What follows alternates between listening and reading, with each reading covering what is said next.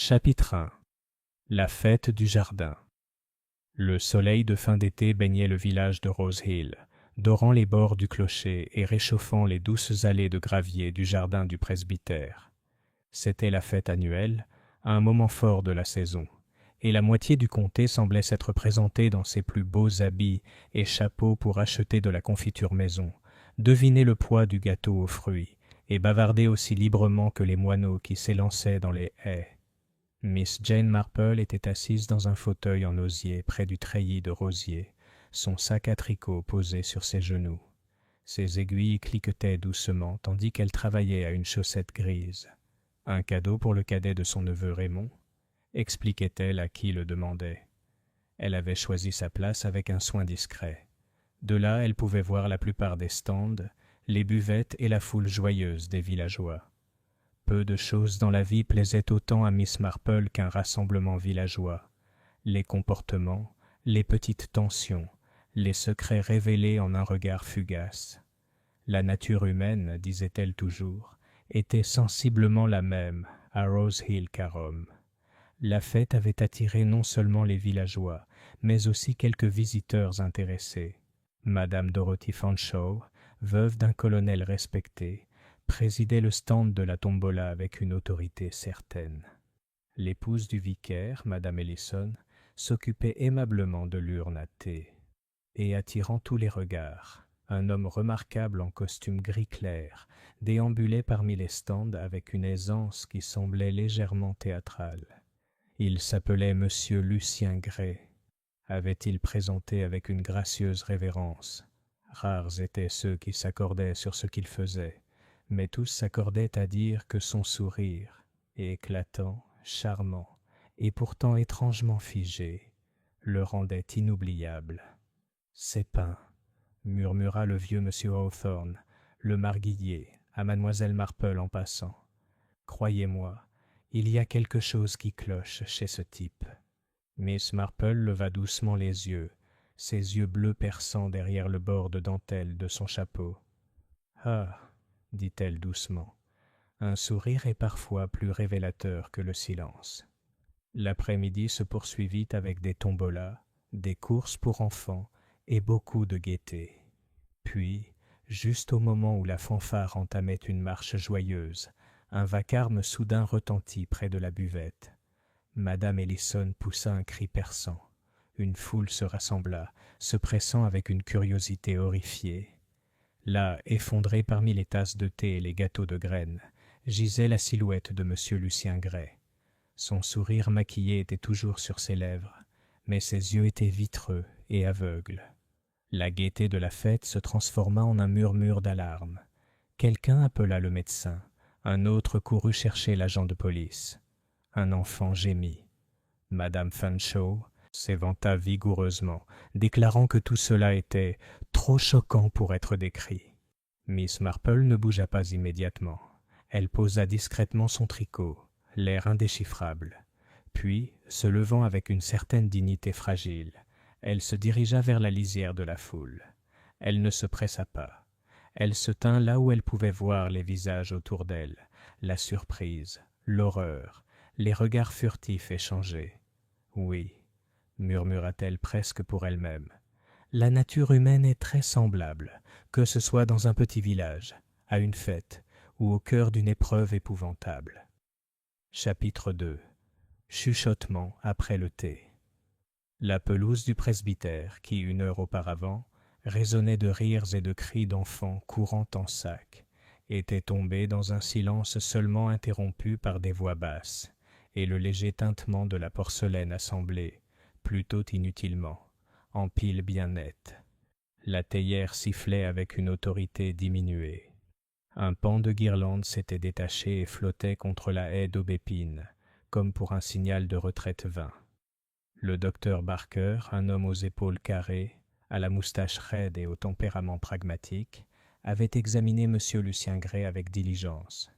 Il se redressa, s'essuya les mains un peu plus longtemps que nécessaire sur un grand mouchoir plutôt laid, et fit son discours à Madame Ellison et au groupe de femmes du comité dont les visages se levèrent vers lui comme des fleurs anxieuses cherchant le soleil. « Très soudain, dit-il. Au cœur peut-être, ou une crise. Il faudra attendre l'intervention des autorités compétentes, bien sûr. Un seul mot dans cette phrase, peut-être, planait comme une toile d'araignée sur l'assistance choquée. Madame Ellison, qui, dans le meilleur des cas, semblait prête à être emportée par le vent, s'appuya au bord de la table des rafraîchissements et cligna rapidement des yeux. « Mon Dieu !» dit-elle faiblement. « Mon Dieu !» C'est à ce moment que l'agent Briggs apparut d'un pas respectable. C'était un jeune homme consciencieux dont l'uniforme semblait toujours trop grand et dont l'approche de ses fonctions était un mélange troublant de zèle et de terreur. Il entreprit de nettoyer la zone avec toute la solennité d'un couronnement, tirant une corde entre deux pieux restants de la course de l'œuf et de la cuillère, et ordonnant aux gens, poliment mais fermement, de se tenir à distance. Miss Marple, qui n'avait aucune intention d'entraver la procédure policière, recula de 2 pas, ce qui la laissa précisément à un endroit d'où elle pouvait voir à la fois la table à thé et les visages de ceux qui la servaient. Son tricot, depuis le moment fatal, était plié dans son sac. Ses mains étaient immobiles et légères sur la poignée. Elle observa Madame Dorothy Fanshawe, la veuve du colonel, serrant son sac à main comme s'il contenait l'argenterie familiale. Elle remarqua Lily Pierce, l'institutrice du village, qui avait inscrit les numéros à la tombola et servi le thé avec une compétence vive, maintenant raide, les lèvres pincées. Monsieur Hawthorne, le marguillier, se signa précipitamment puis regarda autour de lui pour voir si quelqu'un l'avait vu faire. À l'ombre du treillis, un jeune homme vêtu d'un blazer mal ajusté, Colin Rattery, le nouvel agent de Meacham & Sons, se mordillait le pouce et faisait mine de ne rien faire. Sur la table elle-même, on pouvait lire des signes de hâte et de confusion. Une tasse était couchée, et un anneau brun sur la nappe blanche marquait son emplacement précédent. Une assiette de gâteau aux graines, la fierté de Madame Ellison, composée d'une extravagance de carvi qui ne fit pas l'unanimité, avait été poussée de côté comme par une main impatiente. Les pétales d'un bouquet de digitales et d'alchémilles, disposés dans un pot de confiture, étaient abîmés là où quelqu'un avait tiré le pot. Le bouquet n'était pas là en début d'après-midi. Miss Marple l'avait vu arriver entre les petits pains et la première tombola, apportée par Lily Pierce, qui l'avait déposée au bord de la table avec un sourire timide, comme pour ajouter une touche d'élégance à une vieille chanson. Il était curieux, pensa Miss Marple, de voir comment les fleurs, et particulièrement la digitale, semblaient s'inviter sur les tables comme pour décorer, alors qu'en réalité, elles étaient mieux adaptées aux parties les plus sauvages des jardins. La digitale était une belle plante, mais il ne fallait pas la prendre à la légère. L'agent Briggs toussa et porta les mains à ses hanches, comme si cela pouvait transmettre une autorité de son pantalon à ses bottes. « Mesdames, messieurs, veuillez vous disperser. Le docteur dit que nous aurons besoin de déclarations, et l'inspecteur arrivera de Marleycombe. Il vaut mieux que chacun rentre chez soi maintenant. » Cette admirable suggestion resta bien sûr sans effet. Les organisateurs de la fête ne pouvaient en toute conscience partir avant que la femme du vicaire ne le fasse, et la femme du vicaire ne pouvait partir avant que le constable ne l'y autorise, et le constable hésitait à laisser faire qui que ce soit avant l'arrivée de l'inspecteur. Il en résulta un rassemblement de personnes respectables sous le hêtre pourpre, qui marmonnaient entre elles sur un ton à la fois scandalisé et charitable. Miss Marple ne se joignit pas au groupe. Elle marcha d'un pas calme jusqu'au bord de la pelouse où commençait l'allée de gravier. Là, elle s'arrêta, se pencha et entendit ses propres os protester avec le léger craquement qui accompagne tout travail honnête au-delà d'un certain âge. Elle ramassa un petit objet dans le gravier, la moitié déchirée d'un billet de tombola, bleu pâle, les chiffres 713 encore lisibles. L'autre moitié gisait à 60 centimètres de là, dans l'herbe, accrochée au bord d'un mouchoir blanc. Elle ne le chercha pas. Elle nota seulement où il se trouvait. Elle était toujours debout, sans rien regarder en particulier, lorsque Madame Fanshawe apparut à côté d'elle, comme le font certaines femmes, avec l'urgence suggestive d'une lettre pressée dans la main. « Ma chère Miss Marple, » dit madame Fanshawe, en baissant la voix comme si les buissons étaient sous tension. « Ces hommes modernes, trop rapides, trop polis, il faut toujours se méfier d'un beau sourire. » Miss Marple acquiesça doucement. « Il y a sourire et sourire, » dit-elle doucement. « Certains en disent plus qu'ils ne le pensent. »« Exactement, » s'écria madame Fanshawe, ravie d'avoir obtenu son accord. « J'ai dit à mon défunt mari, le colonel Fanshawe, vous savez. Alfred, quand un homme a l'air de ne pas vouloir fondre, on peut être sûr qu'il a de la graisse sur les doigts. Non pas que M. Gray ait eu quoi que ce soit à voir avec le beurre. Est-il vrai qu'il avait des liens avec le théâtre?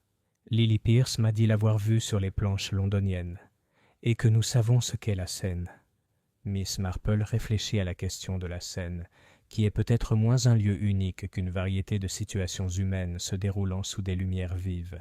« J'avais pensé que les manières de M. Gray, » dit-elle pensivement, « évoquaient davantage les salons d'hôtel. » Madame Fanshawe laissa échapper un petit « qui exprimait à la fois triomphe et désapprobation. « Publicité alors, ou pire, imaginez, mourir à la buvette. On frissonne. »« Les gens, » observa Miss Marple, « ont tendance à mourir là où cela leur convient le moins. » Madame Fanshawe cligna des yeux, se demandant si c'était un reproche à sa sensibilité, décida que non, et se lança dans un nouveau flot de conjectures. Mademoiselle Marple laissa filer le flot. Son attention s'était reportée sur la table des rafraîchissements, où Lily Pierce était maintenant interrogée avec une politesse inquiète par l'agent Briggs. Les cheveux bruns de Lily avaient défrisé sous la chaleur de l'urne. Sa bourse était ouverte à sa taille, révélant une collection de 6 pounds et une liste pliée des membres du comité. Elle parlait par petites touches, les mains remuant. Du thé. Et il a dit qu'il préférait du thé léger. Alors j'ai versé du pichet à côté. Et il a pris 2 sucres. Oh oui, j'en suis sûr. Je me souviens avoir vu les pinces tomber. J'étais gêné. Non, je les ai ramassées et essuyées. Monsieur Gray a parlé du soleil et de l'atmosphère théâtrale du village. Non, je ne sais pas exactement ce qu'il voulait dire. Puis il est devenu tout pâle et s'est assis brusquement. Et Madame Ellison a crié. Et... « Merci, mademoiselle, » dit l'agent Briggs, écrivant avec une minutie excessive, comme si les mots pouvaient sauter de la page s'ils n'étaient pas solidement fixés. « Et le sucre, où est-il conservé ?»« Dans le saladier, » dit Lily en pointant du doigt. « Au début, on n'avait que du sucre à pain ordinaire. Puis Madame Ellison a sorti les morceaux parce que c'est plus joli, même si c'est du gaspillage, vraiment. Il venait tout juste de l'épicerie. »« Fraîchement sorti de l'épicier. » Répéta l'agent Briggs, comme si la fraîcheur de l'épicier était un concept dont il fallait se méfier. Le docteur Barker s'éclaircit la gorge avec ce qui, chez certains hommes, aurait été une menace. « Briggs, » dit-il, « il vaut mieux couvrir l'urne et les coupes. Je ne veux pas être mélodramatique, mais je ne suis pas tranquille. » Il jeta un coup d'œil à cet instant à Miss Marple, puis détourna le regard. Un petit hommage rendu, peut-être inconsciemment, à quelqu'un dont l'instinct ne l'avait pas trahi par le passé. Madame Ellison s'était avancée de nouveau, avait trouvé un peu de calme dans sa propre cuisine grâce à un verre d'eau, et s'était maintenant exprimée avec une autorité douce. « Le visage de M. Gray, » dit-elle timidement, « paraissait... oh, je n'arrive pas à le dire. Étrange, comme s'il avait affiché un sourire qu'il ne pouvait plus quitter. « Des gens de scène, » murmura madame Fanshawe à voix basse, « des fards à graisse. » Miss Marple, qui avait remarqué la légère trace de graisse sur la lèvre supérieure de M. Gray plus tôt dans l'après-midi, trouvait cela peu probable. Pourtant, le fard à joues ne faisait pas tomber un homme dans l'herbe. Le maquillage n'expliquait pas non plus le léger tremblement qui avait traversé sa main droite en attrapant le 2e sucre, ni la façon dont il avait examiné, un bref instant, le bord de la tasse avant de boire. Ce dernier détail avait été étrange. Les hommes exigeants évitent la porcelaine ébréchée, mais la porcelaine du presbytère était intacte. Elle présentait cependant une trace, rien de plus que l'ombre d'une empreinte digitale, à l'intérieur de l'anse, visible seulement de côté. Miss Marple doutait que M. Gray ait regardé de côté. Il avait regardé droit devant lui et bu.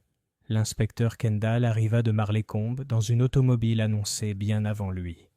C'était un homme compact et vif, aux cheveux grisonnants, aux manières d'un instituteur dont les élèves sont souvent plus intelligents que lui, mais qui entend néanmoins avoir le dernier mot. Il observa la scène, fit un signe de tête au docteur Barker et jeta un regard scrutateur sur mademoiselle Marple, qu'il connaissait de réputation et par cet instinct professionnel qui nous pousse à ne pas négliger, au premier regard, la petite femme âgée qui reste assise en silence et voit tout. « Bien, » dit l'inspecteur Kendall. « Notre gentleman Gray est décédé. Nous ferons les choses correctement.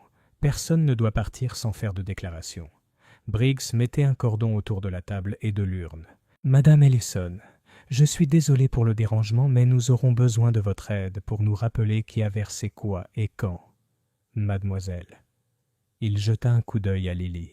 « Pierce, » répondit-elle en rougissant. « Mademoiselle Pierce, merci. Vos observations seront précieuses.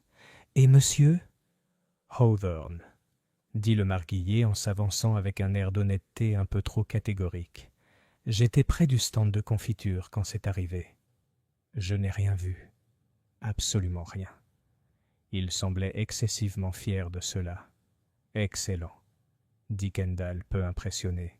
« Nous allons bientôt répertorier tous ceux qui n'ont rien vu. » Il se mit au travail avec l'efficacité sereine d'un homme qui remet de l'ordre dans les erreurs des autres. Il envoya Briggs à la poste pour téléphoner au coroner. Il demanda au docteur Barker, à voix basse, s'il y avait une cause immédiate justifiant une mort naturelle ou autre. Il s'agenouilla lui-même pour examiner les accessoires à thé. « Une odeur étrange, » dit-il après un moment. Le docteur Barker hésita. « Des amandes ?» suggéra-t-il d'un air dubitatif.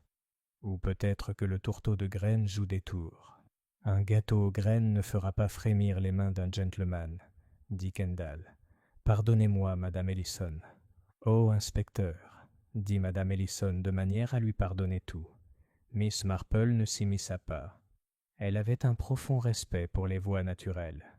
Pourtant, les voies naturelles, aussi naturelles soient-elles, traversent souvent un paysage habité par les humains. Et c'est le paysage qu'elle comprenait.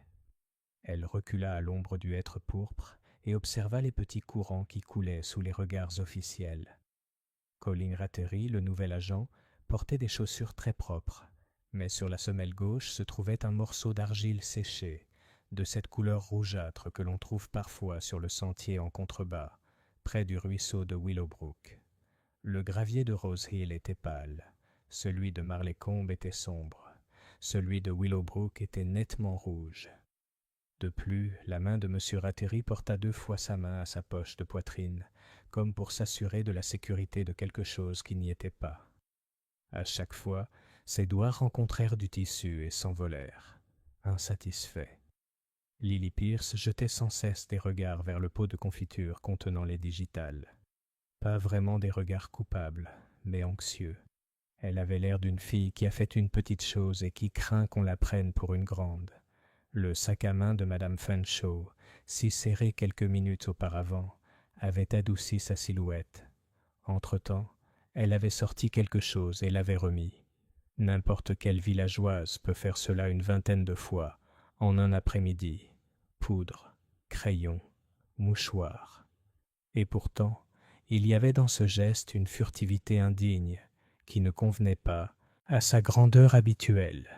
Et Madame Ellison, ma chère dame, avait discrètement retiré une petite bouteille en verre de la théière et l'avait placée sous la nappe. Elle l'avait fait avec douceur, comme on nettoie une chose embarrassante. Miss Marple connaissait cette bouteille. Elle se trouvait habituellement sur une étagère dans la cuisine du presbytère et contenait, la dernière fois qu'elle l'avait vue, une teinture utilisée pour arroser les géraniums malades.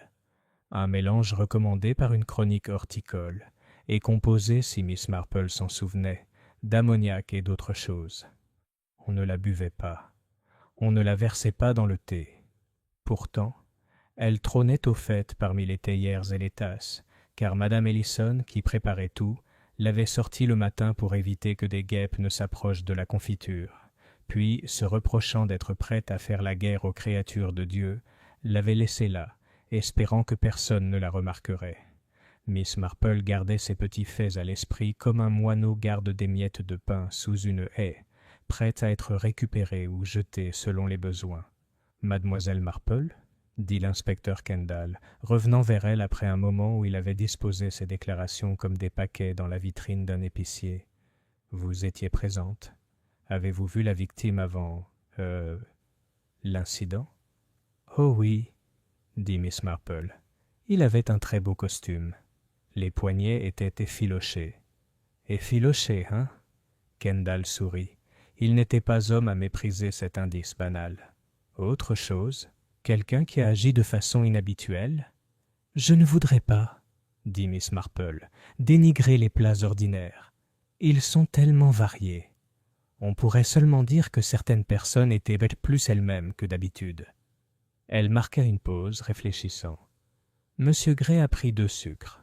Miss Pierce a dit qu'il préférait le thé léger. C'est intéressant. De quelle manière ? Les hommes qui préfèrent le thé léger ont souvent des opinions tranchées, notamment sur la force. C'est une façon de concilier les deux, refuser ce qui est généralement demandé tout en exigeant un excès différent. L'inspecteur Kendall ricana. « Je vais noter ça comme étant psychologique, Miss Marple. Quant au sucre, nous les ferons analyser, avec la tasse et le reste. Le docteur Barker soupçonne quelque chose de pas tout à fait naturel. Entre l'urne, le bol et les cuillères, nous pourrions trouver notre petite malice, si malice il y a. Et s'il y a des bêtises, dit Miss Marple, elles seront humaines. Les bêtises sont presque toujours humaines. » Le regard de l'inspecteur se posa sur les digitales. « Des choses horribles, dit-il. Jolies comme un tableau. J'ai eu une affaire, peu importe. » Il s'interrompit avec une netteté professionnelle qui suggérait que la mort de M. Gray, qu'elle soit, n'avait pas besoin d'anecdotes pour la raccompagner. On ferme pour l'instant. Briggs prendra les noms et adresses. Je ne demanderai à personne d'aller bien loin. Le vicaire et sa femme veillèrent à la dispersion avec une douceur qui fit rougir les gens de s'attarder. La fête était terminée. On attirait les enfants à l'aide de promesses de bateaux en papier sur le ruisseau le lendemain. La fanfare, après une pause gênée, mit ses instruments en boîte en silence. Des nuages étaient apparus, un mince écheveau, et le soleil était voilé, comme si l'après-midi avait revêtu un châle. Miss Marple rentra chez elle par son chemin favori, passant devant le bureau de poste où Miss Hart, qui connaissait l'heure de chaque train sans avoir besoin d'un horaire, se tenait sur le seuil, fière de constater que les événements avaient justifié sa politique de ne jamais faire confiance à ceux qui portaient des boutons de manchette. Miss Marple acquiesça, et Miss Hart lui rendit son hochement de tête, accordant une once de respect à une autorité rivale. Dans le salon de son cottage, la fenêtre ouverte sur le doux parfum des roses tardives, Miss Marple se prépara une toute petite théière, dosée avec soin. Elle ne prit pas de sucre. Elle n'en avait jamais pris depuis un été de jeunesse dans une pension de famille en bord de mer, où 3 dames s'étaient disputées le sucrier, et la plus discrète d'entre elles s'était révélée tout simplement épouvantable. Les gens se révélaient par les plus petites choses, et le sucre, blanc, domestique et apparemment innocent, cachait souvent des dessins tout à fait extraordinaires. Elle s'assit, reprit son tricot, et laissa l'après-midi se dérouler dans ses souvenirs. Il y avait le sourire de M. Gray, ainsi nommé par M. Hawthorne, peint, et peut-être à plus d'un titre l'avait-il été. Elle avait remarqué, lorsqu'il s'était approché du stand de la tombola, une faible lueur poudreuse le long de sa mâchoire, et sur sa tempe, juste sous les cheveux, une trace comme si un doigt avait effleuré quelque chose qui ne voulait pas disparaître complètement. Les hommes utilisaient de parfois ce genre de procédé, une touche de poudre pour atténuer la brillance estivale, un léger assombrissement des cheveux. Les acteurs, bien sûr. Mais M. Gray n'avait rien du texte répété. Il avait l'assurance naturelle d'un homme qui avait exercé son charme jusqu'à ce qu'il ne lui demande plus aucun effort. Et pourtant, il avait regardé à 2 reprises Colin Rattray, le nouvel agent, comme s'il cherchait confirmation. Rattray avait évité son regard, non pas qu'il fût coupable de quoi que ce soit en particulier, mais parce qu'il était le genre de jeune homme à vouloir éviter tout ce qui pourrait s'avérer gênant. Les agents du genre de Gideon dans les villages de campagne étaient, d'après l'expérience de Miss Marple, remarquablement semblables aux curés, tout nerveux jusqu'à ce que quelque chose les pousse à la folie. Puis, eh bien, alors on en subissait les conséquences. Il y avait aussi Lily Pierce, qu'on avait remarqué, car les yeux de Miss Marple observaient comme des fleurs respirées, ranger précipitamment sa liste à l'approche de M. Gray. Elle avait été flattée par lui plus tôt dans la journée, c'était évident, et en retour, elle s'était montrée un peu acerbe envers Colin Rattray, lorsque celui-ci l'avait taquinée à ce sujet par le timide de la noix de coco. Ce n'était pas un triangle amoureux, c'était plutôt l'ébauche d'un de ces schémas campagnards où les bonnes personnes butent sur leurs propres espoirs. Miss Marple termina le talon de la chaussette et compta, avec de petits clics de satisfaction, jusqu'à l'endroit où le gousset commencerait. Puis elle se leva, remit la théière sur le plateau et se dirigea vers le petit hall, où son téléphone était rangé sous un apron de dentelle. Après une brève lutte avec le cadran, les téléphones, comme les hommes, exigent de la patience, elle appela le presbytère et demanda des nouvelles de Madame Ellison. « Ma chère, je vais très bien, » dit Madame Ellison, qui semblait ne pas l'être. « L'inspecteur Kendall est toujours là, un homme si gentil. Il m'a interrogé sur les sucres. Je lui ai dit que nous les avions reçus de M. Pettigrew. Il envoie quelqu'un chercher la boîte. »« La boîte ?» demanda doucement Miss Marple. « Oui, l'épicier les a envoyés dans une boîte, tu sais, et je les ai vidés dans le bol en verre. Mais la boîte est toujours dans le garde-manger parce que j'ai pensé qu'elle pourrait être utile pour les boutons.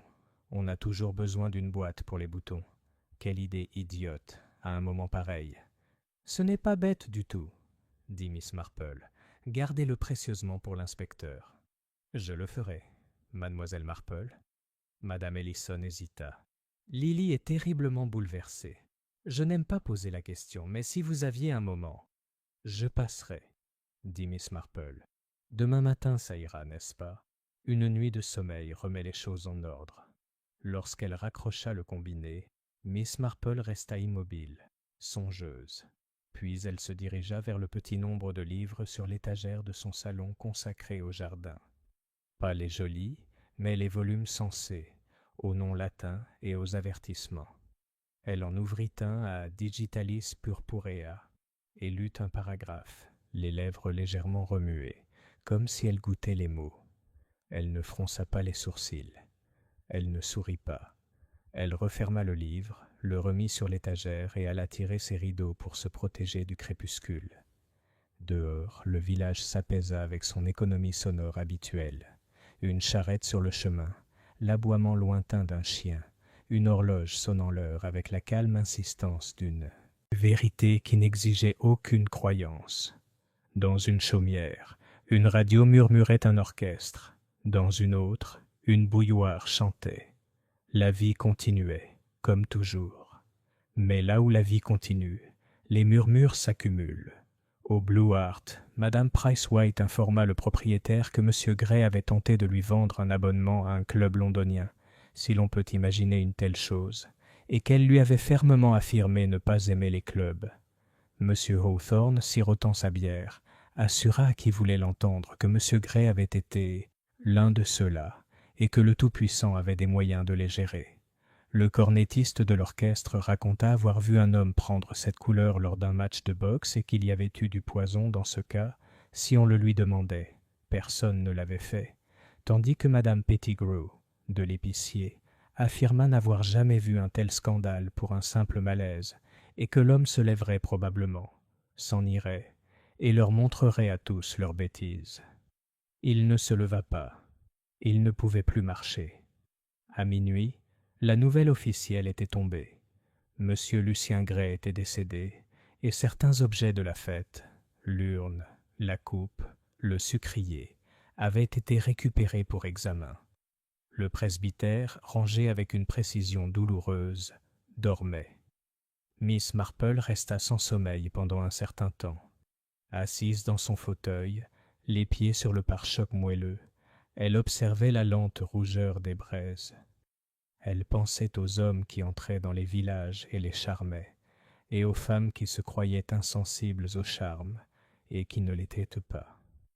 Elle pensait au digital dans les pots de confiture et aux billets de tombola dans le gravier.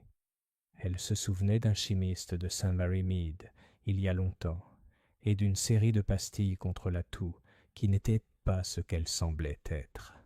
Elle se souvenait aussi de Raymond, enfant, trichant au jeu de table la conscience tranquille et expliquant, lorsqu'il était pris, que cela faisait simplement partie du jeu.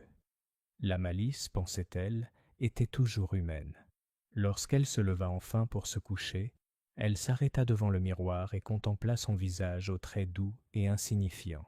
Il n'y avait là aucun sourire maquillé, seulement l'amusement sincère d'une femme qui a vu assez de folie pour n'en être ni dédaigneuse ni surprise.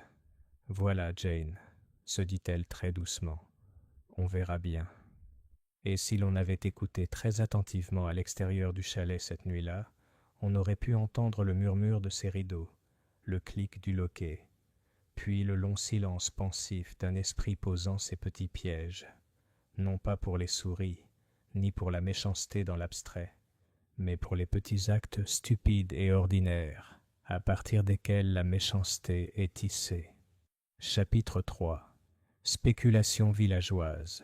Le matin arriva à Rose Hill avec une fraîcheur humide, de celles qui donnent au jardin un aspect fraîchement repeint et font siffler le laitier pour sa tournée. Pourtant, derrière les rideaux de dentelle des fenêtres du salon, on ne pensait ni au jardin ni au lait. On pensait à M. Lucien Gray et à la question de savoir si sa mort subite lors de la fête avait été naturelle ou non. À 8h30, les rumeurs allaient du bon train.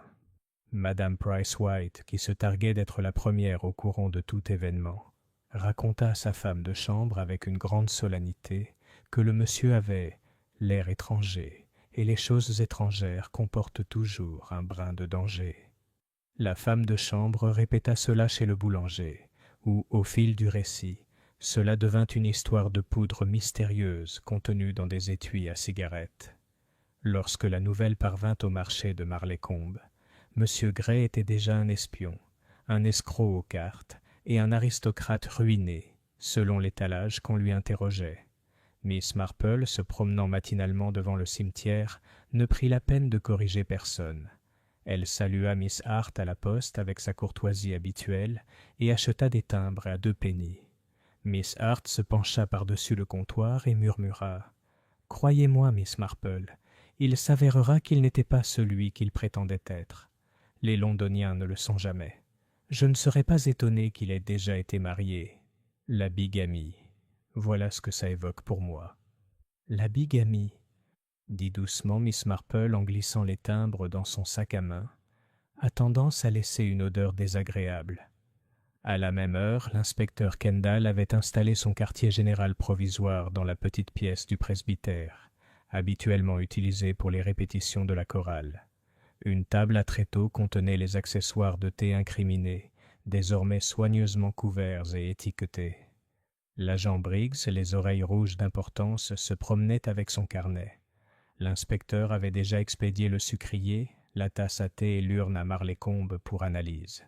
Le docteur Barker, convoqué à nouveau ce matin-là, avait exprimé son opinion avec plus de fermeté que la veille. « Ce n'était pas son cœur, dit-il, à moins que les cœurs ne se soient soudain mis à sentir légèrement l'amande amère. Je suis prêt à parier que c'était du poison.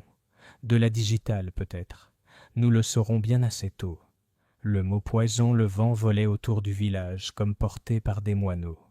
Il y avait la fraîcheur palpitante d'un roman lu à voix haute par une nuit d'hiver. Que M. Gray ait été empoisonné, à la fête du presbytère, rien de moins, conférait à l'affaire une sorte de charme sombre. Mais la suspicion était une chose inconfortable, et les villageois, bien que fascinés, ont commencé à faire soigneusement la distinction entre ceux qui auraient pu avoir cette chance et ceux qui n'en avaient certainement pas eu. Madame Fanshawe, par exemple, déclarait à qui voulait l'entendre qu'elle n'avait pas approché l'urne à thé de tout l'après-midi. « J'étais occupée à la tombola, » insistait-elle, « à récolter une somme considérable pour le toit de l'église. Demandez à qui veut bien le demander. Elle le répétait si souvent qu'en milieu de matinée, plusieurs personnes se demandaient pourquoi elle le jugeait nécessaire. Lily Pierce, la pauvre fille, fut accueillie par de nombreux murmures. Elle avait versé la tasse, après tout, et ses rougeurs, habituellement perçues comme un signe de bonne santé, étaient désormais interprétées comme de la culpabilité. Madame Price-White confia à son partenaire de bridge que Lily lui avait toujours semblé être du genre nerveux. Les personnes nerveuses, ajouta-t-elle d'un ton sombre, étaient sujettes à des actes soudains. Colin Rattray, l'agent immobilier, se tenait à l'écart des conversations publiques, mais son absence fut remarquée. Il s'est éclipsé à Marleycombe, remarqua M. Hawthorne d'un air entendu. Quand un homme s'éclipse, c'est généralement parce qu'il a quelque chose à cacher. Pendant ce temps, Miss Marple avait été invitée à prendre le thé par Madame Ellison, avide de réconfort et de réconfort. Elle arriva au presbytère juste à 11 heures, portant un petit bouquet de roses tardives. Madame Ellison, pâle mais d'une hospitalité palpitante, versa le thé de ses mains qui tremblaient à peine. « C'est épouvantable, Miss Marple, tout simplement épouvantable. Dire « un homme assis là un instant et parti l'instant d'après. Et mon jardin ?» Les tragédies, dit doucement Miss Marple, choisissent rarement leur décor avec convenance. Madame Ellison soupira.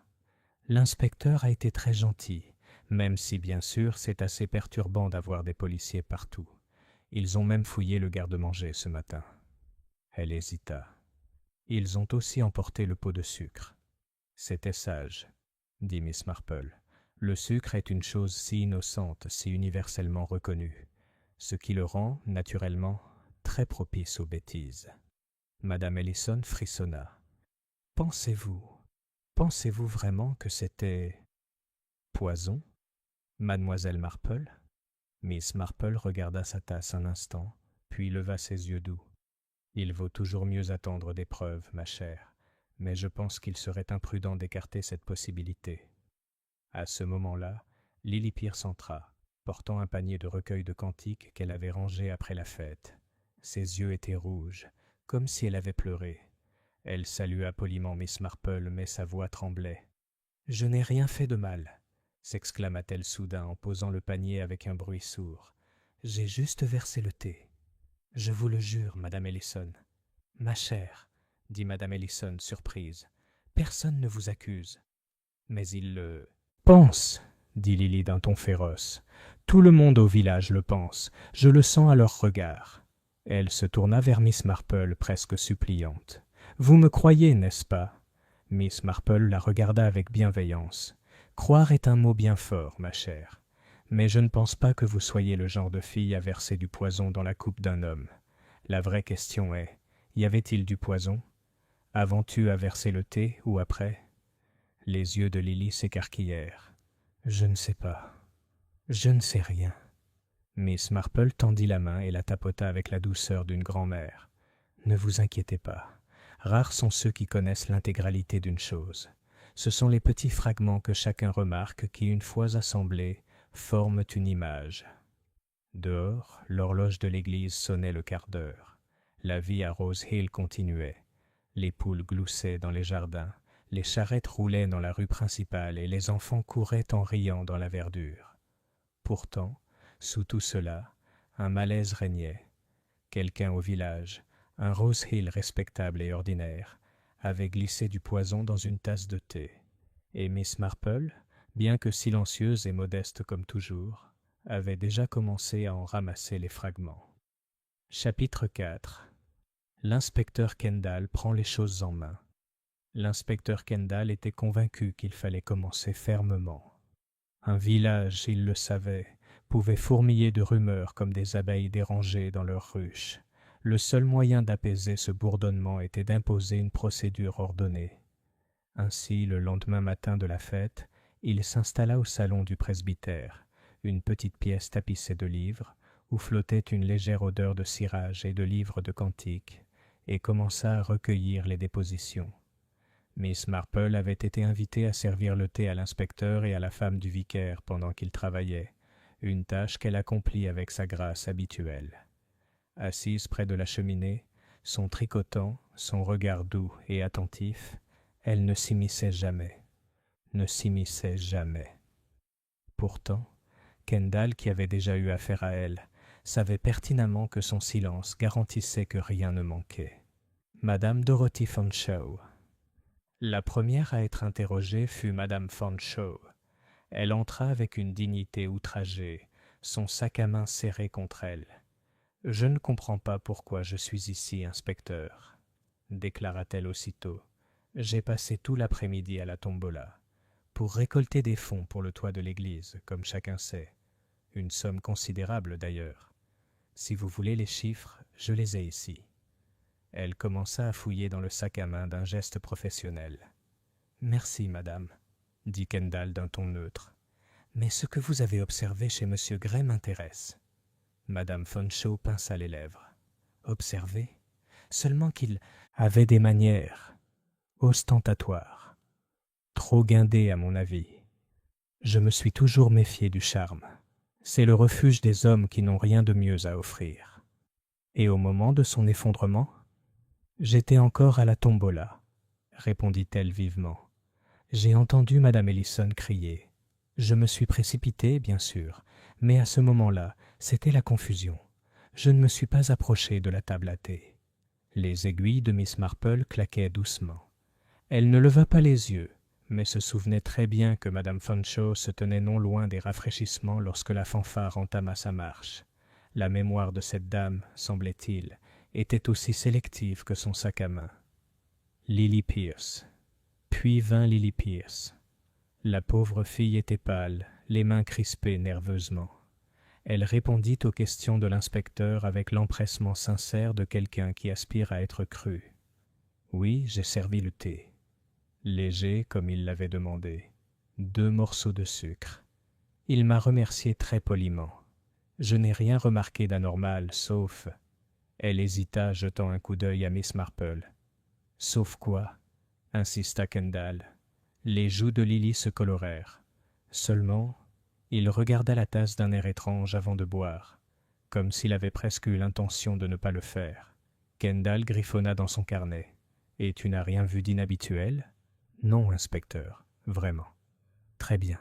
Vous pouvez y aller, mais restez disponible. » Une fois parti, Kendall grogna. Les jeunes femmes sont souvent perturbées. La moitié du temps, elles inventent des détails qu'elles imaginent après coup. Miss Marple toussa doucement.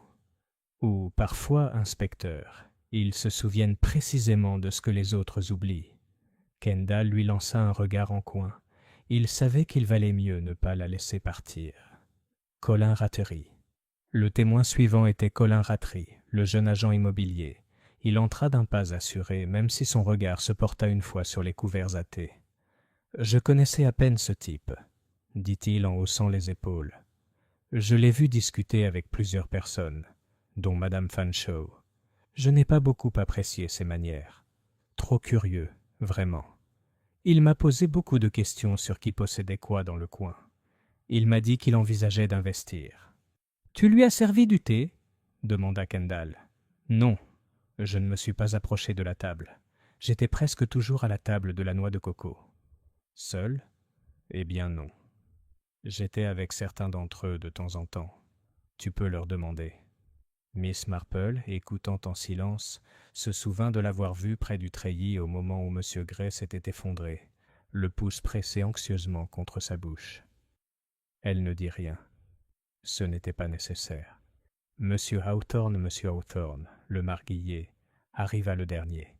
Il fit montre d'une grande honnêteté, déclarant aussitôt n'avoir rien vu du tout.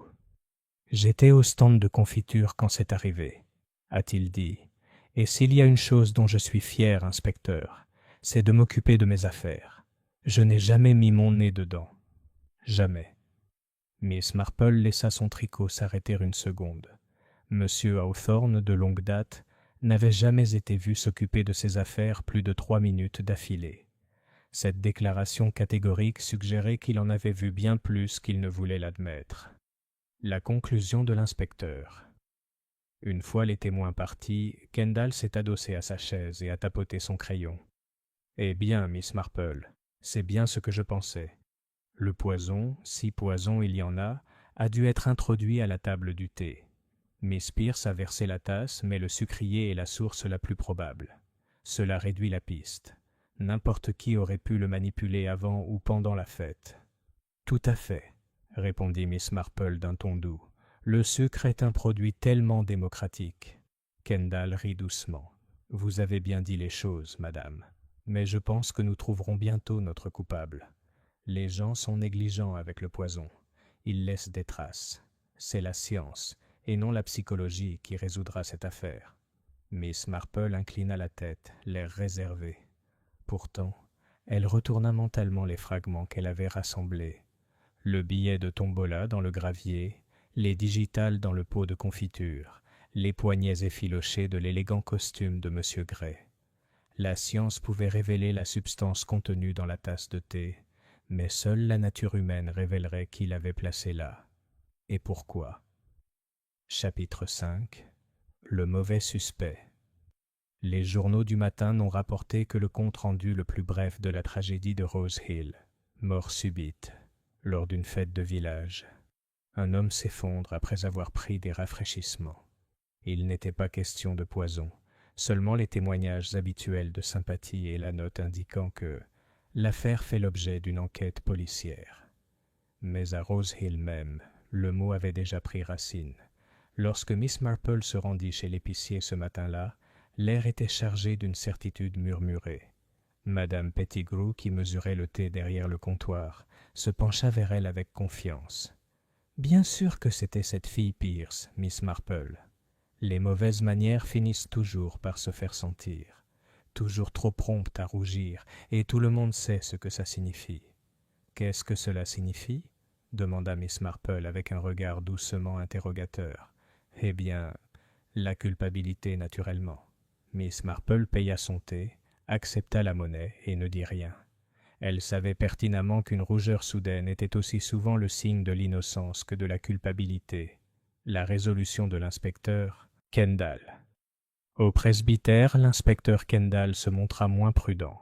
Le laboratoire de Marleycombe avait confirmé la présence de digitaline dans la tasse de thé, la substance même que le docteur Barker soupçonnait. La dose, bien que faible, était suffisante pour arrêter le cœur d'un homme. « C'est clair, » dit Kendall à l'agent Briggs. « Le poison était dans la tasse ou dans le sucre. Mademoiselle Pierce a versé le thé et y a ajouté les morceaux de sucre. Le moyen, l'occasion, l'acte lui-même, tout est de sa faute. C'est une affaire aussi simple que possible. » Briggs hocha la tête solennellement, même si son crayon tremblait légèrement en écrivant. « Et le motif, monsieur ?» Kendall fronça les sourcils. « C'est ça qui ne me plaît pas. On n'a pas encore de mobile, mais on n'empoisonne pas des inconnus sans raison. » Briggs, dont l'esprit fonctionnait sur des lignes simples, suggéra « Peut-être l'a-t-il insulté, monsieur ?» Kendall rejeta la question d'un grognement. « On va enquêter sur ses antécédents. Sa famille, ses amis, ses liens avec quelqu'un. Il y aura forcément quelque chose. » Les ragots et la peur. Cet après-midi-là, le village bourdonnait d'activité. Certains plaignaient Lily, d'autres hochaient la tête d'un air entendu. Quelques-uns déclaraient avoir toujours soupçonné qu'elle n'était pas du genre à qui l'on pouvait confier des responsabilités.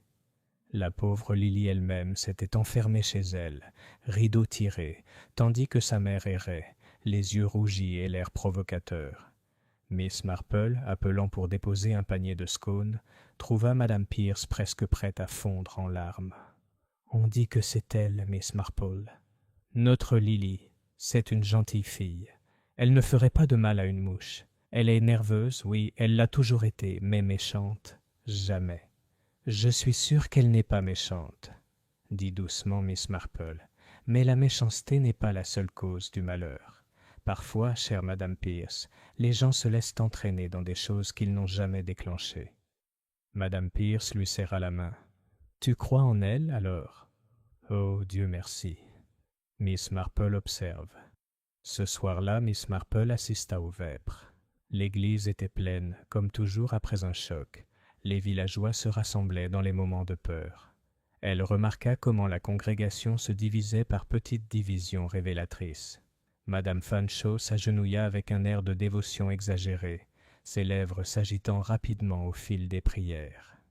M. Hawthorne toussa plusieurs fois, chacune résonnant dans la nef comme pour rappeler sa présence à tous.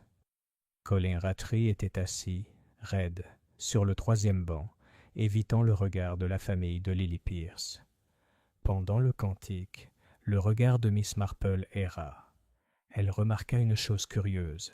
Le sac à main de Madame Fanshawe, posé sur le banc à côté d'elle, portait une légère trace de quelque chose de pâle sur le fermoir. Du sucre peut-être? Ou de la farine de cuisine? C'était facile à expliquer, bien sûr. Et pourtant, après la cérémonie, on vit Colin Rattray partir précipitamment, le pas inégal, son regard par-dessus son épaule trahissant une conscience troublée. Miss Marple, qui l'avait observé près du treillis le jour de la fête, repensa au coin d'argile rouge sur sa chaussure. L'inspecteur agit. Le lendemain matin, l'inspecteur Kendall arriva au cottage Pierce. Son attitude était grave mais ferme. « Mademoiselle Pierce, dit-il, je dois vous demander de m'accompagner à Marleycombe pour un interrogatoire plus approfondi. Je regrette cette exigence, mais vous avez été la dernière à servir le défunt. Tant que l'affaire n'est pas éclaircie, les soupçons pèsent naturellement sur vous. » Lily haleta, les mains tremblantes. « Mais je n'ai pas pu. » Sa mère s'accrochait à elle. « Elle est innocente, inspecteur. Vous verrez tous. » Miss Marple, qui s'était approchée tranquillement au moment où l'inspecteur parlait, posa doucement une main sur le bras de Madame Pierce. « Courage, ma chère. La vérité a le don de s'imposer, même si parfois il faut de la patience.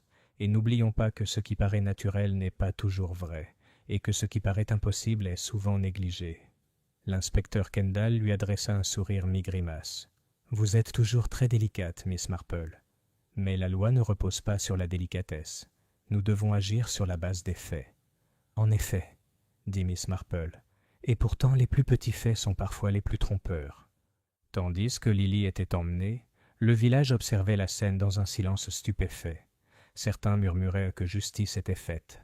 D'autres, moins sûrs, se demandaient si le véritable meurtrier circulait encore librement parmi eux. Miss Marple, le regard pensif, retourna lentement à son cottage. Elle avait vu quelque chose, ou peut-être plusieurs choses, qui ne collectaient pas. Le sourire peint de M. Gray, les digitales dans le pot de confiture, le billet de tombola sur le gravier. Non, pense-t-elle, Lily Pierce n'était pas la réponse. La vérité l'attendait toujours, discrètement cachée dans les replis de la vie du village. Chapitre 6. Les secrets sous la surface. L'arrestation de Lily Pierce a bien plus perturbé Rose Hill que la mort de M. Gray elle-même. La mort d'un inconnu lors d'une fête était un événement sensationnel, certes, mais une villageoise accusée d'empoisonnement, c'était personnel. Cela touchait chaque foyer, chaque conversation. En milieu de semaine, les rumeurs s'étaient buées en théorie. Chez le boulanger, Madame Price White déclara que Lily s'était laissée égarer par des idées romantiques et avait empoisonné M. Gray par passion. À la forge, M. Carter jura avoir vu Lily et Gray en pleine conversation près du portail la veille de la fête. L'histoire se répandit à une vitesse alarmante, distillant des détails et en alimentant de nouveaux, jusqu'à ce que les rougeurs de Lily soient unanimement citées comme la preuve d'une passion coupable. Miss Marple écoutait poliment chaque histoire, sans jamais la contredire, se contentant de ranger les bribes comme une ménagère économe qui garde ses bricoles. Elle savait pertinemment avec quelle facilité un village brodait la vérité de points brillants et trompeurs. Les affaires de M. Gray. C'est l'inspecteur Kendall qui a donné le premier aperçu du passé de M. Gray. Au cours d'un thé au presbytère, il a confié au docteur Barker et à mademoiselle Marple. Gray n'était pas son vrai nom. Il fut baptisé Lucien Gradowski, né à Paris, mais passa la majeure partie de sa vie en Angleterre. Il fréquenta le milieu du théâtre, mais ne fit jamais carrière. Il semble plutôt avoir vécu de ses propres idées, investissements, présentations et le genre d'entreprise qu'on ne voit jamais dans les journaux. Des dettes partout. Il avait assez d'ennemis, j'ose dire. Miss Marple se versa une autre tasse. Un homme qui vit de charme doit toujours être endetté, d'argent, de gratitude ou de pardon. De telles dettes ont tendance à arriver à échéance aux moments les plus difficiles. Tout à fait, acquiesça Kendall. Nous avons appris de Londres qu'il fréquentait récemment une riche veuve à Kensington. Elle a rompu lorsque son notaire a laissé entendre que les finances de Gray ne supporteraient pas un examen approfondi. Ce genre d'affaire peut désespérer. Le docteur Barker secoua la tête, et s'il avait mené ses plans à Rose Hill, il aurait facilement pu se faire importuner. Colin Rattery, malvenu, pensa Miss Marple, décrivait parfaitement l'attitude de Colin Rattray, le jeune agent immobilier. Elle le vit cet après-midi-là, debout au bord de Willowbrook Lane, avec son vélo. Son visage était tendu, la main dans la poche. « Bonjour, monsieur Rattray, » dit-elle aimablement. Il sursauta puis parvint à sourire. « Oh, Miss Marple, je prenais juste l'air. Trop de choses à faire au bureau, mais un homme a besoin d'une pause de temps en temps. » « Tout à fait. L'air frais purifie l'esprit. » Elle marqua une pause, laissant son regard dériver vers la poche où reposait sa main. « J'espère que vous n'êtes pas surchargé de travail. On entend souvent parler d'hommes qui acceptent plus que ce qui est confortable. » Rattray rougit. « Oh, rien de tout ça. Juste quelques clients à satisfaire. Rien de grave. » Il enfourcha précipitamment son vélo et s'éloigna, laissant Miss Marple contempler pensivement le chemin de terre rouge. Madame Fanshawe. Plus tard dans la journée, Miss Marple s'arrêta à la belle demeure de Madame Fanshawe, sur la colline, pour lui apporter quelques boutures de pois de senteur. La veuve du colonel la reçut avec une grâce débordante, mais son charme dissimulait une certaine fragilité. « Quelle épreuve, Miss Marple, quand on pense que ça arrive à la fête. J'espère que vous conviendrez que la police a raison d'agir vite. Cette fille... Oh, je sais qu'il ne faut pas le dire, mais elle avait toujours cet air excité, tellement instable. » Miss Marple admirait les meubles cirés, les rangées soignées de photos, la légère odeur de cire à la lavande. « Oui, » dit-elle doucement. L'excitation peut être trompeuse, cependant. J'ai souvent vu les personnes les plus calmes agir avec la plus grande témérité. Madame Fanshawe eut un petit rire. « Vous ne pensez sûrement pas j'aurais pu avoir quelque chose à voir avec ça. »« Mon Dieu, non, » dit Miss Marple avec un sourire bienveillant qui ne trahissait rien. Elle remarqua cependant l'empressement de la dame à déclarer son innocence avant même que quiconque ne suggère le contraire. La femme du vicaire. Ce soir-là, au presbytère, mademoiselle Marple trouva madame Ellison encore bouleversée. La pauvre femme avoua avoir eu du mal à dormir, craignant qu'une de ses négligences ait pu favoriser la tragédie. « J'ai sorti cette fichue petite bouteille, Miss Marple, le remède contre les guêpes. L'inspecteur dit que ça n'a rien à voir, mais je ne peux m'empêcher de me demander. Et si quelqu'un s'était trompé ?» Miss Marple lui tapota la main. « Nous faisons tous des bêtises, ma chère. Mais la bêtise n'est pas toujours fatale. Non, je pense que le poison est venu par des moyens plus délibérés. » Elle ne dit rien de l'étrangeté qu'elle avait remarquée. Madame Ellison avait placé la bouteille sous la nappe avec un soin si discret le jour de la fête.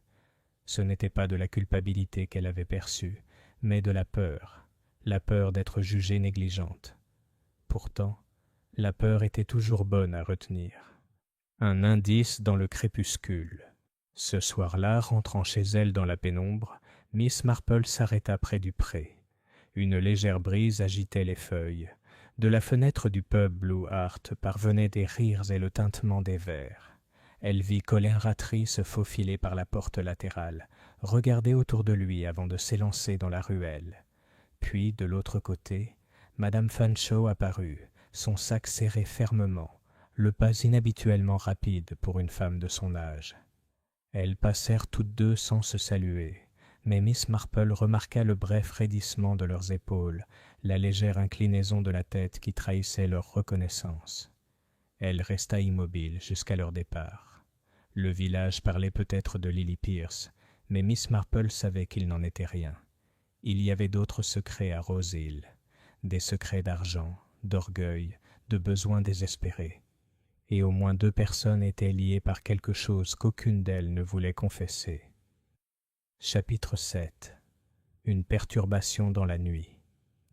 Il était un peu plus de minuit lorsque la paix de Rose Hill fut troublée par un vacarme à l'auberge du Cerf Bleu.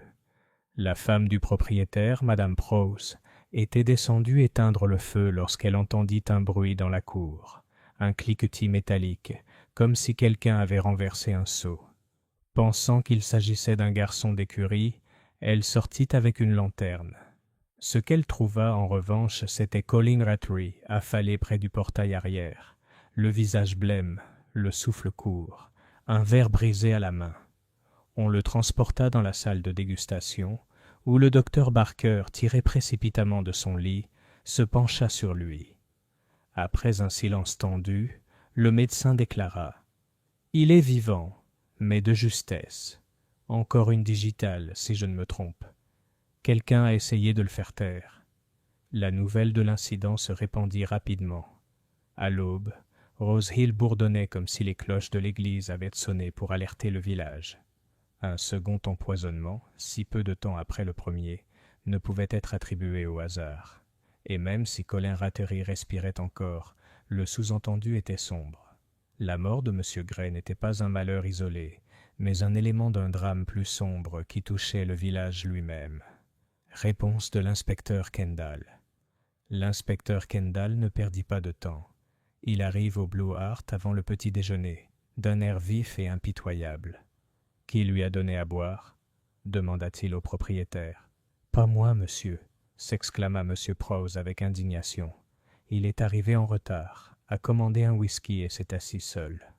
Personne d'autre ne l'a approché, sauf Madame Fanshawe, qui est entrée pour lui dire un mot au moment où il partait. Mais elle n'est restée qu'un instant. Le crayon de Kendall s'arrêta. « Madame Fanshawe, hein ?» Et que voulait-elle ? Le propriétaire haussa les épaules. Impossible à dire. En privé. Elle avait son sac à main sur elle, comme toujours. Miss Marple, arrivée discrètement et maintenant assise près du feu avec son tricot, leva les yeux un instant, puis se pencha de nouveau sur ses aiguilles. Elle se souvenait avoir vu Madame Fanshawe et Colin Rattray se croiser après les vêpres sans se saluer.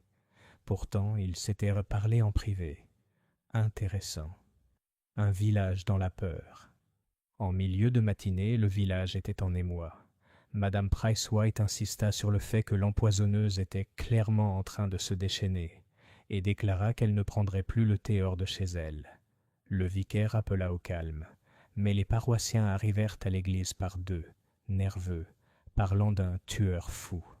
Les mères gardaient leurs enfants près d'elles et les hommes se toisaient avec une suspicion soudaine.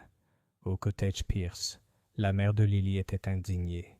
« Vous voyez, Miss Marple, s'ils avaient laissé ma fille tranquille, ils auraient su que ce n'était pas elle. Elle est enfermée, et pourtant il y a du poison. N'est-ce pas la preuve ?»« Oui, » répondit doucement Miss Marple. « Cela prouve bien des choses, à bien y regarder. » Une conversation avec le docteur Barker. Plus tard dans la journée, mademoiselle Marple rendit visite au docteur Barker à son cabinet. Il était fatigué, sa moustache hérissée d'indignation. « Cette affaire a profondément secoué le village, » lui dit-il. « Gray est mort, Rattray est à côté. J'ai donné mon avis à l'inspecteur, le même poison dans les deux cas. Mais il y a plus. Les doses étaient différentes. La tasse de Gray contenait une quantité importante. Le verre de Rattray contenait juste assez pour le faire s'effondrer, pas pour le tuer sur le coup. Un avertissement, peut-être, dit doucement Miss Marple, ou une tentative précipitée. Le médecin fronça les sourcils. C'est possible, mais cela suggère que la main derrière n'est pas négligente, mais calculatrice. Miss Marple hocha la tête. Le calcul, docteur, est une qualité qu'on retrouve partout, dans les comptes de famille, dans les livres de succession, et même dans la gestion d'une réputation. Un détail inquiétant. Ce soir-là, tandis que le soleil disparaissait derrière les arbres, Miss Marple passa devant le presbytère. Elle s'arrêta près du muret de pierre, contemplant le jardin où la fête avait eu lieu quelques jours plus tôt. La table à thé avait été débarrassée, les banderoles enroulées, mais le carré d'herbe où M. Gray était tombé portait encore une légère marque. En s'attardant, elle remarqua quelque chose au bord de la bordure, un bout de papier à moitié enfoui dans la terre. Se baissant, elle le ramassa. C'était le coin d'une enveloppe, déchirée, mais juste assez lisible pour laisser apparaître un cachet de la poste londonienne et les lettres Dowski. Miss Marple la glissa dans son sac à main, l'air pensif. Lucien Gradowski, le vrai nom de Gray. Et voici la preuve qu'il avait reçu une lettre à Rose Hill. De qui et pourquoi?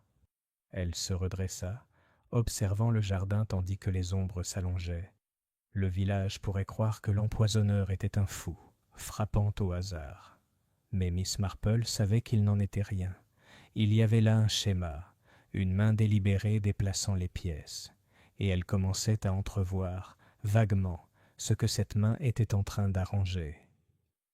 Chapitre 8. Sous l'œil de l'inspecteur. L'inspecteur Kendall n'était pas homme à tergiverser une fois la piste posée.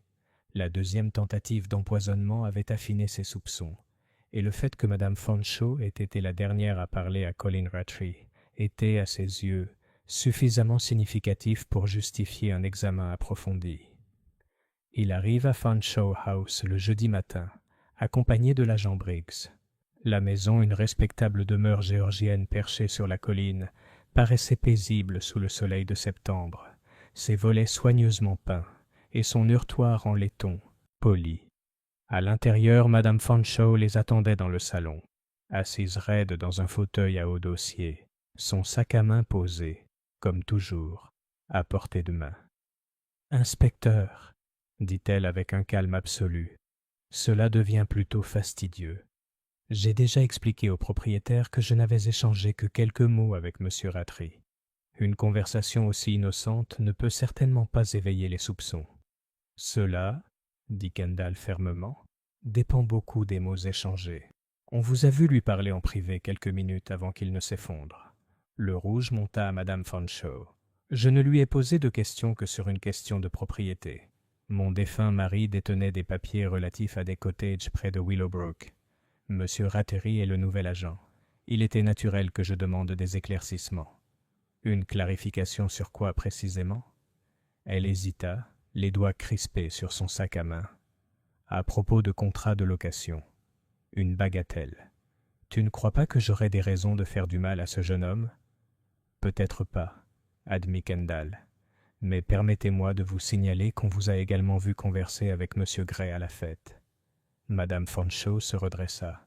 Monsieur Gray a parlé à tout le monde. Il avait une façon de s'immiscer. Je ne lui ai rien dit d'important. Rien? Kendall plissa les yeux. Pas à propos des affaires de votre défunt mari? Pas à propos d'une dette? À ces mots, Madame Fanshawe laissa échapper un cri perçant. Comment osez-vous suggérer une chose pareille? Le colonel Fanshawe était un homme d'honneur. Je n'en doute pas, madame. Mais les dettes peuvent persister même après le départ d'hommes honorables. Monsieur Gray était connu pour engager de telles poursuites, pas toujours en toute légalité. Pendant un instant, Madame Fanshawe hésita. Son visage trahit une lueur, la peur, ou peut-être la culpabilité, avant qu'elle ne reprenne contenance. Je vois que vous êtes déterminé à tout mal interpréter. Si je dois me défendre contre des soupçons futiles, alors j'exige que vous portiez plainte. Kendall se leva. Je n'ai pas encore d'accusation. Mais je vous préviens clairement, Madame Fanshawe, vous en avez eu l'occasion. Et si nous découvrons une preuve de mobile? Il a laissé la phrase en suspens, lourde d'implications. La visite de Miss Marple. Cet après-midi-là, Miss Marple se présenta à Fanshawe House sous prétexte de livrer de la gelée de Coing. Madame Fanshawe la reçut froidement, les mains encore tremblantes de la visite de l'inspecteur. « C'est trop, Miss Marple, » déclara-t-elle. « Être traitée comme une criminelle simplement parce que je porte un sac à main et que je parle aux gens. Cette Pierce n'aurait jamais dû être mise hors de soupçon. Et maintenant je dois subir cette humiliation. » Miss Marple posa le pot de confiture sur la table, son regard doux rivé sur la veuve. « C'est dur, j'en suis sûr, de se voir questionnée. Pourtant, parfois, chère Madame Fanshawe, ce n'est pas ce qu'on dit, mais ce qu'on évite de dire qui attire l'attention. » La veuve se raidit. « Et qu'est-ce que j'ai évité de dire, à ton avis ?»« Oh, rien de particulier, » répondit Miss Marple avec une douceur parfaite. Seul ce silence, tel un sourire, peut être peint. Il y eut un long silence. Puis Madame Fanshawe laissa échapper un rire cassant. Ma chère Miss Marple, vous avez une telle tournure de phrase, presque aussi théâtrale que M. Gray lui-même. Un soupçon de vérité. En quittant la maison, Miss Marple s'arrêta devant le portail. Un petit bout de papier était coincé dans la ferronnerie, le coin d'un reçu, avec l'inscription Marleycombe Bank à peine visible. Elle le glissa dans son gant. Il semblait de plus en plus probable que les liens de Madame Fanshawe avec M. Gray, et peut-être avec le jeune Rattery, n'étaient là pas seulement sociaux. L'argent, pensait Miss Marple, sous-tendait si souvent les bizarreries du comportement humain. L'orgueil pouvait le masquer, la peur le dissimuler, mais les dettes et les héritages avaient ruiné plus de foyers que la passion. Elle rentra chez elle par le chemin tranquille, le soleil couchant dorant les haies. Aux yeux de tous, elle représentait la sérénité, son panier se balançant légèrement sur son bras. Mais dans son esprit, l'image s'affinait. 2 empoisonnements, 2 survivants du charme intrusif de M. Gray, Colin Rattray et Madame Fanshawe. L'un jeune et nerveux, l'autre fier et sur la défensive. Tous deux, d'une manière ou d'une autre, étaient mêlés à un homme dont le sourire maquillé dissimulait dettes et intrigues. Miss Marple sentait que les fils commençaient à faire des nœuds, et les nœuds, lorsqu'on les taquinait doucement, pouvaient toujours être défaits. Chapitre 9. Les ombres du passé. Malgré tout son charme et son élégance, M. Lucien Gray était, songea Miss Marple, un homme composé de fragments de manières, de phrases, d'apparences. Un peu de théâtre, un peu de commerce, un peu de galanterie. Et pourtant, derrière son sourire, il y avait quelque chose de vigilant, voire d'affamé. Des hommes de ce genre s'aventurent rarement sans raison dans les paisibles villages anglais. L'inspecteur Kendall, et c'est tout à son honneur, le pensait aussi. 2 jours après le 2e empoisonnement, il convoqua Miss Marple au salon du presbytère pour lui faire part de ce qu'il appela « certains renseignements de base ». Les nouvelles de l'inspecteur, il semble, commença-t-il, que Gray, ou Gradowski de son vrai nom, avait des liens plus que superficiels avec cette région du monde. Il y a 20 ans, il était secrétaire de Sir Edmund Verwood à Marleycombe Hall. Les aiguilles de Miss Marple s'immobilisèrent un instant. « Ah, Sir Edmund, un homme aux vastes domaines et aux appétits un peu plus grands. » Kendall lui adressa un sourire sec. « Tout à fait. » Gray a quitté le hall brusquement, congédié bien que les archives soient vagues. Sir Edmund est décédé peu après, laissant ses affaires dans un désordre considérable. Mais il semble que Gray ait eu connaissance de certains documents, des investissements qui ont mal tourné, voire des irrégularités comptables. Du chantage, inspecteur ? Kendall écarta les mains. Cela ne m'étonnerait pas. Cet homme semble vivre de bribes de secrets depuis. Ce qui m'intéresse, c'est qu'on l'a vu poser des questions sur les cottages de Willowbrook avant sa mort. Des cottages autrefois liés au domaine de Sir Edmund. Miss Marple inclina la tête, pensive, ce qui expliquerait son intérêt particulier pour M. Rattery, l'agent, et peut-être pour Madame Fanshawe, dont le défunt mari était négociant en contrat militaire, un domaine pas toujours des plus transparents. Kendall se pencha en avant. « Qu'en pensez-vous, Miss Marple ?»« Seulement, dit-elle doucement, les dettes, les secrets et les héritages sont comme les mauvaises herbes dans un jardin. On les arrache, mais leurs racines sont profondes. Monsieur Gray était peut-être sur le point d'arracher quelque chose qu'il valait mieux laisser tranquille. » Souvenir du village. Cet après-midi-là, Miss Marple se rendit à Marleycombe pour rendre visite à Miss Dorothy Clay, une vieille connaissance qui avait été gouvernante à Verwood Hall. Miss Clay était à la retraite depuis longtemps, mais sa mémoire était aussi vive que le vinaigre. « Lucien Gradowski ?» dit-elle aussitôt. « Oh, je me souviens bien de lui. Mince, beau à la manière d'un étranger, toujours une fleur à la boutonnière. Sir Edmund l'appréciait au début. Il disait qu'il avait le sens des chiffres. Mais je ne lui ai jamais fait confiance. Trop guindé. Toujours à écouter aux portes, toujours à griffonner des notes. Puis, soudain, il a disparu. Sir Edmund a crié à la déloyauté et à la trahison. Nous n'en avons jamais su le bien fondé. Les affaires de Sir Edmund ont-elles souffert? Seigneur, oui. On parlait d'argent disparu, égaré ou emprunté. Après la mort de Sir Edmund, Lady Verwood vendit précipitamment les cottages de Willowbrook. J'imagine que toute cette affaire laissa beaucoup de monde inquiet. Le regard de Miss Marple s'adoucit. Et avez-vous déjà entendu parler du retour de M. Gray dans le coin? Pas jusqu'à maintenant. Mais j'ai toujours dit qu'il réapparaîtrait là où il y avait de l'argent à gagner. Les hommes de ce genre ne changent jamais, Miss Marple. Jamais. Un lien déroutant. Sur le chemin du retour, Miss Marple s'arrêta à la poste. Miss Hart, toujours prête à donner des informations, se pencha confidentiellement par-dessus le comptoir. Entre nous, mademoiselle Marple, j'ai vu des lettres adressées à M. Gray poste restantes ces 3 dernières semaines. Elles venaient de Londres, bien sûr. Toujours la même écriture soignée. L'une d'elles portait un timbre de la banque Marleycombe au dos. Comme vous êtes observatrice, mademoiselle Hart, M. Gray les a-t-il récupérées lui-même? Il l'a fait. Très exigeant. Il m'a demandé de les garder à l'écart. Des manières étrangères, mais assez polies. Il n'a jamais dit ce qui l'amenait ici. Miss Marple la remercia et sortit sous le soleil de fin d'après-midi.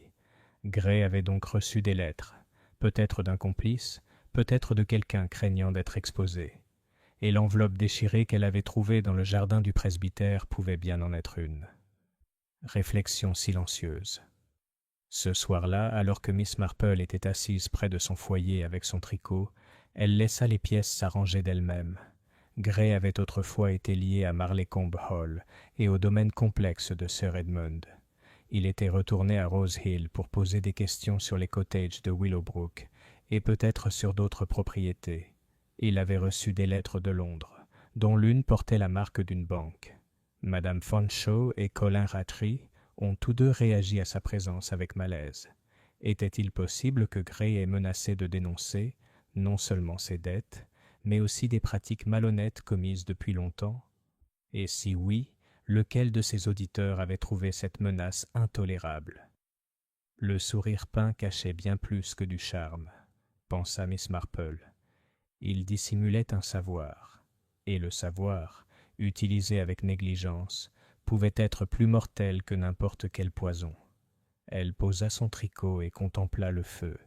Quelque part à Rose Hill se trouvait celui qui avait suffisamment craint Gray pour le tuer, et qui, à nouveau, avait eu assez peur pour s'en prendre au jeune Rattray.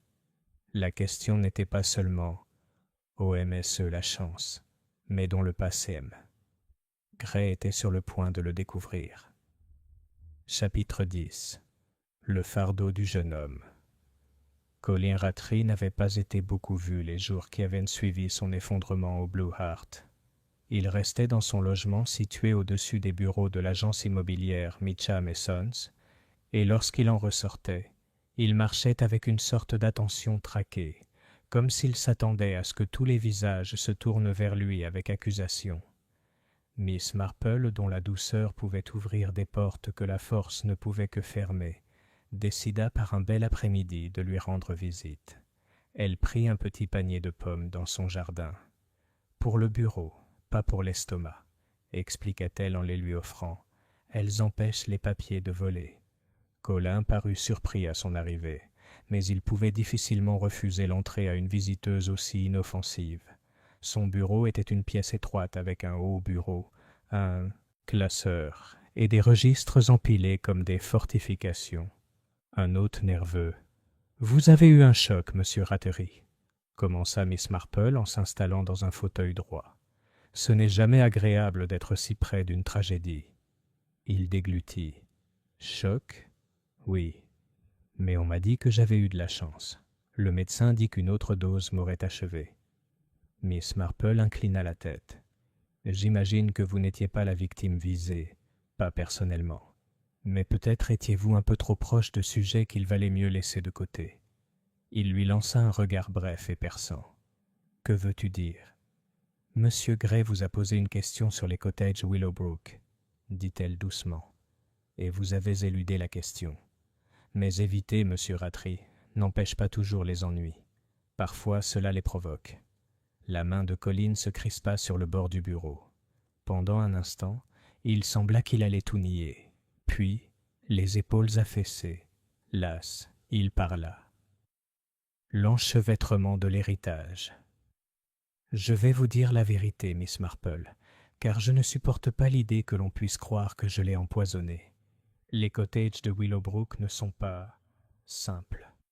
Lorsque j'ai succédé à M. Meacham, j'ai découvert des irrégularités dans les papiers. Loyer payé comptant, contrat sans signature, terre vendue dans des circonstances étranges. Tout cela remontait à l'époque de Sir Edmund Verwood. Et puis j'ai découvert pire. Mon père, il était intendant ici il y a 20 ans, était mêlé à tout ça. On lui avait versé des sommes, et il manquait des sommes sur les comptes de la succession. Je crois, sa voix baissa, je crois que Gray était au courant. Il m'a menacé à la fête. Il a dit qu'il avait la preuve de la malhonnêteté de mon père, et que si je ne le payais pas, il verrait toute l'histoire rendue publique. Mon père est mort maintenant. Mais la honte... Il s'interrompit, le visage blême. Miss Marple croisa doucement les mains sur ses genoux. « Du chantage, » dit-elle doucement. « Oui, Monsieur Gray avait un penchant pour ce genre de jeu. Et vous étiez bien jeune pour vous retrouver dans sa ligne de mire. » Colin releva brusquement la tête. « Mais je ne l'ai pas empoisonné. Je le jure. J'ai pensé parler de ces menaces à l'inspecteur, mais à quoi bon? Ça ne ferait que salir le nom de mon père. Et la mort de Monsieur Gray. Ça me fait passer pour coupable, non? Les apparences ne sont pas toujours vraies, dit doucement Miss Marple. Je ne pense pas que vous soyez du genre à verser du poison dans une coupe. Mais quelqu'un d'autre a peut-être trouvé votre honte utile. Miss Marple réfléchit. En quittant le bureau, Miss Marple descendit lentement High Street, son panier désormais léger sur son bras. L'histoire de Colin collait bien avec ce qu'elle savait déjà. Gray était revenu à Rose Hill non pas pour le plaisir, mais pour déterrer les cendres de vieux scandales. Il en avait trouvé un en la personne du père de Colin Rattray. Il en